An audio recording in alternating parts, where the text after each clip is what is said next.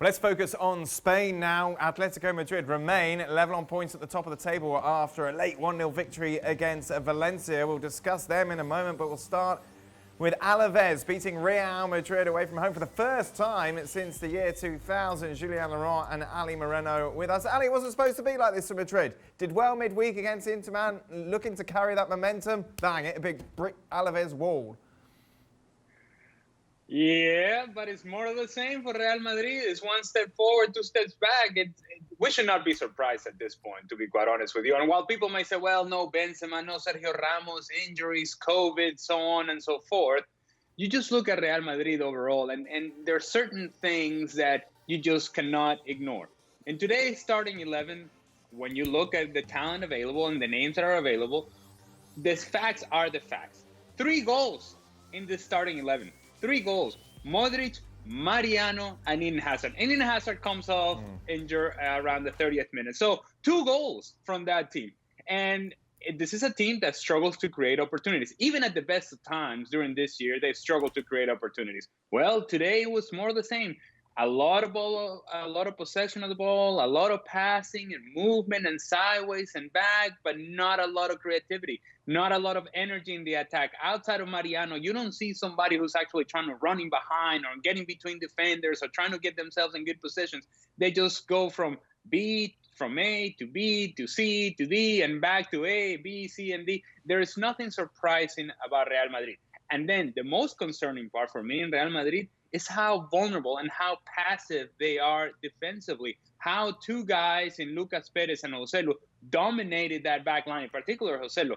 The moment that ball went up in the air, nobody was winning those challenges. He was. And then who was getting on the second ball? Usually was an Alaves player going on the counters. And between Lucas Perez, who could have had a hat-trick himself, if not for Thibaut Courtois, and then Joselu, who dominates the 2 center backs, then Alaves generate enough momentum to get forward, score a couple of goals. Yes, it comes from mistakes from Real Madrid, but it's mistakes that are forced by the willingness of Alaves to pressure higher up the field, to take a chance, to take the game to Real Madrid, which usually doesn't happen for a team of Alaves, that they're usually coming to Madrid and they're going to defend. Well, nobody really fears Real Madrid as much as they once did. They're not threatened by what Real Madrid has or doesn't have in the attack, and so therefore teams are more willing to go and attack them. And if you go and press Real Madrid, you're going to find that, as I said before, they're vulnerable and they're fragile in the back. If I was back at Real Madrid TV, Jules, I would say they should have clearly had a penalty because pulling hair, I feel, is a foul.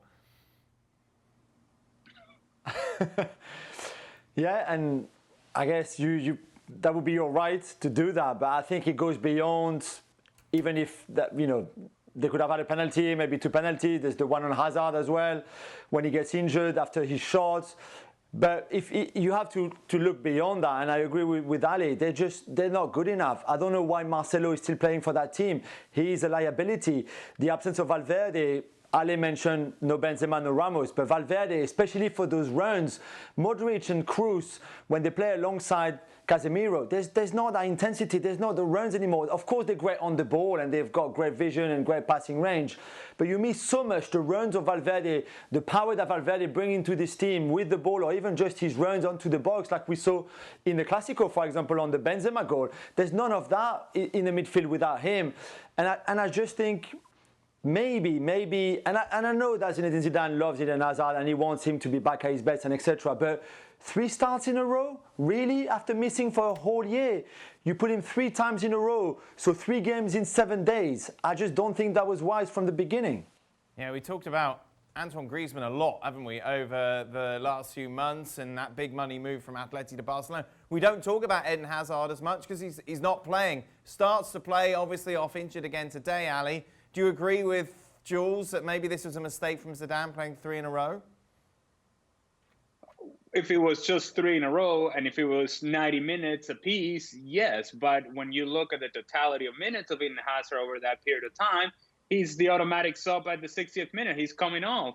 He's not playing a full 90 minutes. He's a guy that right now gives you 60 minutes and that's about it.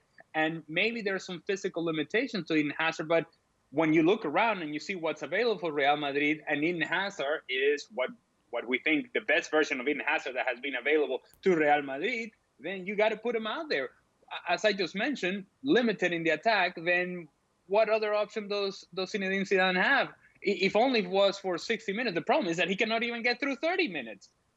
Look, I understand that there are concerns about Eden Hazard and his health and his fitness, and you want to take care of him. But they've handled him with white gloves. I mean, they've handled him, okay, Eden, are you ready to go now? Is it okay for you to get out on the field? All right, let's go out there and play 20 minutes at a time. Okay, now let's build it up to 30 minutes. Now let's build it up to 60 minutes. At some point, you got to take that chance and see if this guy can push it to 90 minutes. He cannot even make it through the first half. So I understand the point that Julian's trying to make, but they have, it's not like he's been playing 90 minutes. It's been 60, take a break. 60, take a break. They tried to give him another 60 today, and he couldn't do it.